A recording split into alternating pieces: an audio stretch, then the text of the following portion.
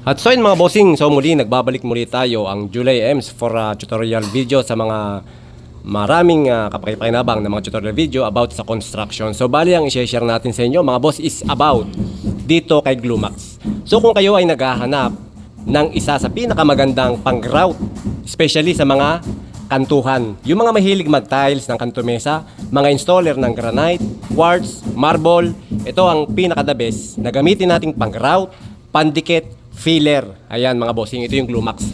So bali itong Glumax na to, ayan, ito pa pag binuksan natin ay para siyang paste na kulay puti. Ayan. And then, itong Glumax na to ay meron siyang kasamang hardener.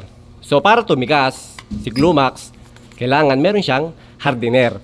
And then itong Glumax na to ay pwede nating gamitin sa iba't ibang kulay ng mga quartz, ng mga granite, ng mga solid surface na kinakabit natin.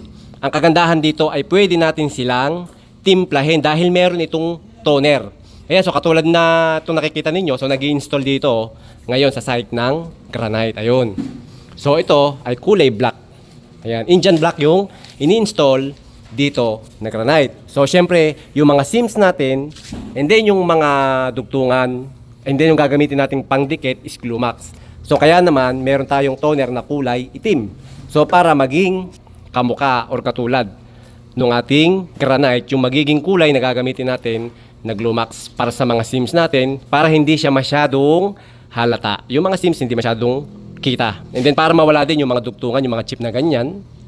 Ayan. So magandang pang filler itong si Glumax. Ayan. So sa mga beginners natin, na mga installer na mga granites, mga solid surface, mga quartz, marble, and then yung mga tile setter natin na mga mahilig nga sa mga kanto mesa, ito ang gamitin ninyo, si Glumax. At syempre, isang paalala lang natin, reminder sa mga beginners na gagamit ng ating mga Glumax, ano? So kung kayo ay magtitimpla ng kulay na gusto ninyo, kinakailangan, huwag nyo munang imimix si hardener. So kinakailangan muna nating magtimpla nitong Glumax natin at toner.